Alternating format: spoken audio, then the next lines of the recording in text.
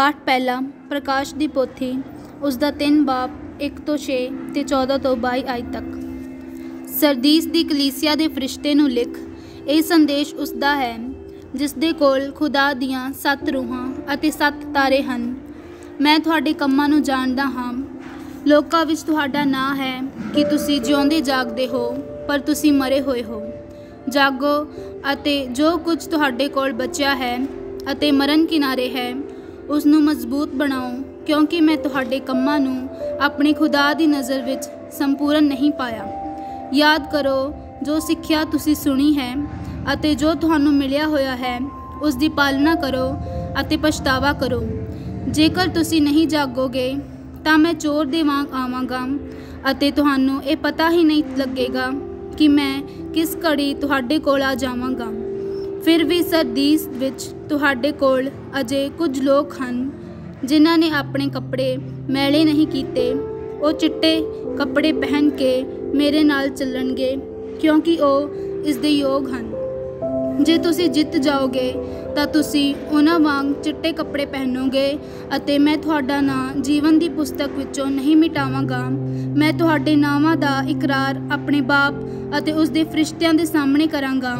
ਜਿਸ ਦੇ ਸੁਣਨ ਦੇ ਕੰਨ ਹੋਣ ਸੋ ਸੁਣੇ ਕਿ ਰੂਹ ਕਲੀਸਿਆਵਾਂ ਨੂੰ ਕੀ ਕਹਿੰਦਾ ਹੈ। ਲਾਉਦੀਕੀਆ ਦੀ ਕਲੀਸਿਆ ਦੇ ਫਰਿਸ਼ਤੇ ਨੂੰ ਇਹ ਲਿਖ, ਆਮੀਨ ਦੇ ਭਰੋਸੇਮੰਦ ਅਤੇ ਸੱਚੇ ਗਵਾਹ ਖੁਦਾ ਦੀ ਸਿਰਜਣਾ ਦੇ ਮੂਲ ਸੋਮੇ ਦਾ ਸੰਦੇਸ਼ ਇਹ ਹੈ। ਮੈਂ ਤੁਹਾਡੇ ਕੰਮਾਂ ਨੂੰ ਜਾਣਦਾ ਹਾਂ। ਤੁਸੀਂ ਨਾ ਤਾਂ ਠੰਡੇ ਹੋ ਅਤੇ ਨਾ ਹੀ ਗਰਮ। ਕਿੰਨਾ ਚੰਗਾ ਹੁੰਦਾ ਕਿ ਤੁਸੀਂ ਜਾਂ ਠੰਡੇ ਜਾਂ ਗਰਮ ਹੁੰਦੇ, ਪਰ ਕਿਉਂ ਜੋ ਤੁਸੀਂ ਨਾ ਤਾਂ ਠੰਡੇ ਹੋ ਅਤੇ ਨਾ ਗਰਮ ਸਗੋਂ ਕੋਸੇ ਹੋ। ਇਸ ਲਈ ਮੈਂ ਤੁਹਾਨੂੰ ਆਪਣੇ ਮੂੰਹ ਵਿੱਚੋਂ ਬਾਹਰ ਥੁੱਕਣ ਵਾਲਾ ਹਾਂ। ਤੁਸੀਂ ਕਹਿੰਦੇ ਹੋ ਮੈਂ ਧਨੀ ਹਾਂ, ਮੈਂ ਖੁਸ਼ਹਾਲ ਹੋ ਗਿਆ ਹਾਂ ਅਤੇ ਮੈਨੂੰ ਕਿਸੇ ਚੀਜ਼ ਦੀ ਲੋੜ ਨਹੀਂ, ਪਰ ਤੁਸੀਂ ਇਹ ਨਹੀਂ ਜਾਣਦੇ ਕਿ ਤੁਸੀਂ ਬਦਨਸੀਬ, ਤਰਸਯੋਗ, ਗਰੀਬ, ਅੰਨੇ ਅਤੇ ਨੰਗੇ ਹੋ। ਇਸ ਲਈ ਮੈਂ ਤੁਹਾਨੂੰ ਸਲਾਹ ਦਿੰਦਾ ਹਾਂ ਕਿ ਤੁਸੀਂ ਮੇਰੇ ਕੋਲ ਸੋਨਾ ਖਰੀਦ ਲਵੋ, ਅੱਗ ਵਿੱਚ ਸ਼ੁੱਧ ਕੀਤਾ ਹੋਇਆ ਸੋਨਾ, ਤਾਂ ਜੋ ਤੁਸੀਂ ਧਨੀ ਹੋ ਜਾਵੋ। ਚਿੱਟੇ ਕੱਪੜੇ ਖਰੀਦ ਕੇ ਪਹਿਨ ਲਵੋ ਤਾਂ ਜੋ ਆਪਣੇ ਨੰਗੇਪਨ ਦੀ ਸ਼ਰਮ ਨੂੰ ਢੱਕ ਲਓ, ਭਾਈ ਨਜ਼ਰ ਨਾ ਆਵੇ। ਸੁਰਮਾ ਖਰੀਦ ਕੇ ਆਪਣੀਆਂ ਅੱਖਾਂ ਵਿੱਚ ਪਾਓ ਤਾਂ ਜੋ ਤੁਸੀਂ ਦੇਖ ਸਕੋ। ਮੈਂ ਜਿਨ੍ਹਾਂ ਨੂੰ ਪਿਆਰ ਕਰਦਾ ਹਾਂ ਮੈਂ ਉਹਨਾਂ ਨੂੰ ਝਿੜਕਦਾ ਹਾਂ ਅਤੇ ਅਨੁਸ਼ਾਸਨ ਸਿਖਾਉਂਦਾ ਹਾਂ। ਇਸ ਲਈ ਹਿੰਮਤ ਕਰੋ ਅਤੇ ਪਛਤਾਵਾ ਕਰੋ। ਸੁਣੋ, ਮੈਂ ਬੂਹੇ 'ਤੇ ਖੜਾਉਂਦਾ ਹਾਂ। ਜੇ ਤੁਸੀਂ ਮੇਰੀ ਆਵਾਜ਼ ਸੁਣੋ ਅਤੇ ਬੂਹਾ ਖੋਲ੍ਹੋ ਤਾਂ ਮੈਂ ਅੰਦਰ ਆਵਾਂਗਾ ਅਤੇ ਤੁਹਾਡੇ ਨਾਲ ਭੋਜਨ ਕਰਾਂਗਾ ਅਤੇ ਤੁਸੀਂ ਮੇਰੇ ਨਾਲ। ਹਰ ਕੋਈ ਜੋ ਜਿੱਤਦਾ ਹੈ ਮੈਂ ਉਸ ਨੂੰ ਆਪਣੇ ਨਾਲ ਉਸੇ ਤਰ੍ਹਾਂ ਆਪਣੇ ਤਖਤ ਉੱਤੇ ਬੈਠਣ ਦਾ ਹੱਕ ਦੇਵਾਂਗਾ, ਜਿਸ ਤਰ੍ਹਾਂ ਮੈਂ ਜਿੱਤ ਪਾ ਕੇ ਆਪਣੇ ਬਾਪ ਦੇ ਨਾਲ ਉਸ ਦੇ ਤਖਤ ਉੱਤੇ ਬੈਠਾ ਹਾਂ। ਜਿਸ ਦੇ ਸੁਣਨ ਦੇ ਕੰਨ ਹੋਣ ਸੋ ਸੁਣੇ ਕਿ ਰੂਹ ਕਲੀਸਿਆਵਾਂ ਨੂੰ ਕੀ ਕਹਿੰਦਾ ਹੈ। ਪ੍ਰਭੂ ਦੀ ਬਾਣੀ। ਖੁਦਾ ਦਾ ਸ਼ੁਕਰ ਹੋਵੇ। संत लूका दी अंजील 19 बाब 1 ਤੋਂ 10 तक। ਉਹ ਜਰੀਕੋ ਵਿੱਚ ਦਾਖਲ ਹੋ ਕੇ ਉੱਥੋਂ ਦੀ ਲੰਘ ਰਿਹਾ ਸੀ। ਉੱਥੇ ਜਕਈ ਨਾਂ ਦਾ ਇੱਕ ਆਦਮੀ ਸੀ ਜੋ ਮੁੱਖ ਮਸੂਲੀਆ ਸੀ ਅਤੇ ਅਮੀਰ ਵੀ ਸੀ। ਉਸਨੇ ਇਹ ਦੇਖਣ ਦੀ ਕੋਸ਼ਿਸ਼ ਕੀਤੀ ਕਿ ਯਿਸੂ ਕੌਣ ਹੈ, ਪਰ ਭੀੜ ਦੇ ਕਾਰਨ ਉਹ ਦੇਖ ਨਾ ਸਕਿਆ, ਕਿਉਂਕਿ ਉਹ ਕੱਦ ਦਾ ਛੋਟਾ ਸੀ।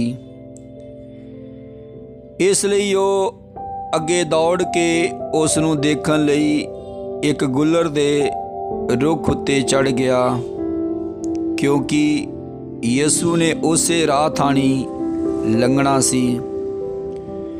ਜਦੋਂ ਯਿਸੂ ਉਸ ਥਾਂ 'ਤੇ ਪਹੁੰਚਿਆ ਤਾਂ ਉਸਨੇ ਉੱਪਰ ਦੇਖਿਆ ਅਤੇ ਉਸ ਨੂੰ ਕਿਹਾ, ਜਕਈ ਛੇਤੀ ਥੱਲੇ ਆ ਜਾਓ, ਕਿਉਂਕਿ ਅੱਜ ਮੈਂ ਤੁਹਾਡੇ ਘਰ ਰਹਿਣਾ ਹੈ। ਇਸ ਲਈ ਉਹ ਛੇਤੀ ਥੱਲੇ ਉਤਰ ਆਇਆ ਅਤੇ ਖੁਸ਼ੀ ਨਾਲ ਉਸ ਦਾ ਸਵਾਗਤ ਕੀਤਾ। ਇਹ ਦੇਖ ਕੇ ਸਾਰੇ ਲੋਕ ਬੁੜਬੜਾਏ, ਉਹ ਇੱਕ ਪਾਪੀ ਦੇ ਘਰ ਪ੍ਰਾਹੁਣਾ ਬਣ ਕੇ ਗਿਆ ਹੈ। ਪਰ ਜਕਈ ਨੇ ਉੱਥੇ ਖੜੇ ਹੋ ਕੇ ਪ੍ਰਭੂ ਨੂੰ ਕਿਹਾ, ਪ੍ਰਭੂ ਵੇਖੋ, ਮੈਂ ਆਪਣੀ ਅੱਧੀ ਧਨ ਸੰਪਤੀ ਗਰੀਬਾਂ ਨੂੰ ਦੇ ਦਿੰਦਾ ਹਾਂ, ਅਤੇ ਜੇਕਰ ਮੈਂ ਕਿਸੇ ਕੋਲੋਂ ਹੇਰਾ ਫੇਰੀ ਕਰਕੇ ਕੁਝ ਵਾਧੂ ਲੈ ਲਿਆ ਹੈ ਤਾਂ ਮੈਂ ਉਸ ਨੂੰ 4 ਗੁਣਾ ਮੋੜ ਦਿੰਦਾ ਹਾਂ।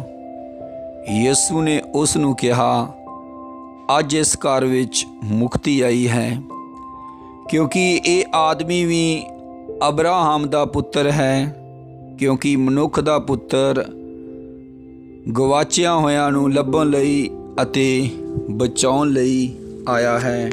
ਇਹ ਪ੍ਰਭੂ ਦੀ ਪਾਕ ਅੰਜੀਲ ਹੈ। ਤੇਰੀ ਮਹਿਮਾ ਹੋਵੇ ਐ ਮਸੀਹਾ।